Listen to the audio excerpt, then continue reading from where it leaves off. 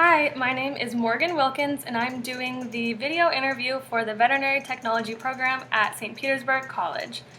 The first bullet point is briefly tell us about yourself. So my name is Morgan. I have a big family. I have two brothers and two sisters. I am the second youngest, so I have one younger brother. I was born in San Jose, California and moved to Lithia, Florida when I was six years old. Back to San Jose at 13 years old, and then back here to Lithia, Florida again at 19 years old. So we've kind of been back and forth. You know, we have family in both places, so we've kind of been enjoying just going back and forth. And, you know, my family, we really love to travel, and every year we try and go to somewhere new, you know, a new place that we haven't been to, and hopefully I'll be able to do that for the rest of my life because I really like doing that. Besides your love of animals, why did you choose veterinary technology? I chose veterinary technology because when I was a bit younger, about maybe 14 and 15, I was really interested in just the medical field in general, and I thought maybe I would try to be a nurse or an ultrasound technician or something like that. And then when I was 16, I think is when I kind of discovered a veterinary technician, and you know, I've always loved animals so much and always spent a lot of time researching them and stuff. And so I think that's when I figured out that was a career option. I knew right away that was what I wanted to do, and I immediately started to, you know, research that and find schools that offered the programs and stuff. Describe the biggest challenge or obstacle that you have had to overcome. I think the biggest obstacle I've had to overcome that I can think of is probably when my dad had cancer. I was about 14 years old, I believe, is kind of when it started. He had head and neck cancer, and he actually had stage 4.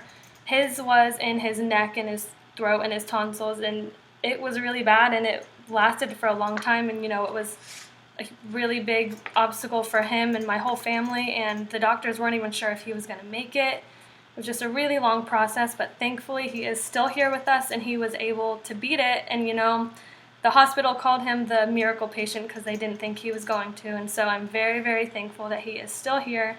But that was a very hard time for me and my whole family.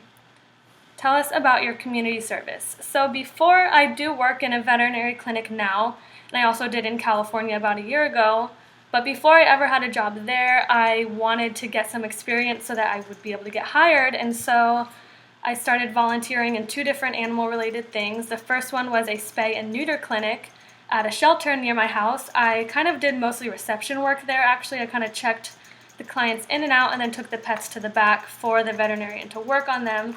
So I didn't get too much hands-on stuff there, but it was still in the field at least. And I also worked at a place called Happy Hollow Zoo in San Jose, California. This was, you know, a children's park and zoo kind of thing, and I was a docent there for the educational animals for the children. I, you know, learned a lot about the smaller amphibians and the smaller mammals and stuff that they had there, and then I would go out and I would hold them and present them to the children and explain to them, you know, facts and have them ask me questions, and I would tell them about the animals. So that was fun. I did both of those for about 6 months until I finally got hired at a veterinary clinic in Cupertino, California. So I actually had to stop volunteering because I didn't have time since I was working a lot there. But they were both really fun experiences, and I would do them again if I could. What do you like to do outside of the classroom?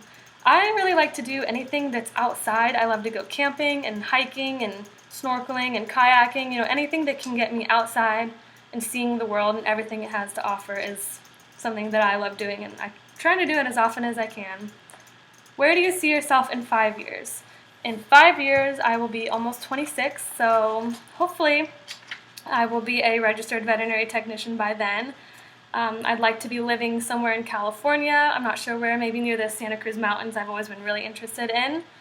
But I also would really hope to be working with marine animals by then. That is kind of my ultimate goal. You know, I think it's really cool seeing how you can rehabilitate dolphins and sea turtles and otters and stuff like that. So that is something I would really be interested to do, and hopefully, you know, when 5 years comes around, I will be able to have the opportunity to do that. Thank you for your time, and hopefully I will hear from you soon.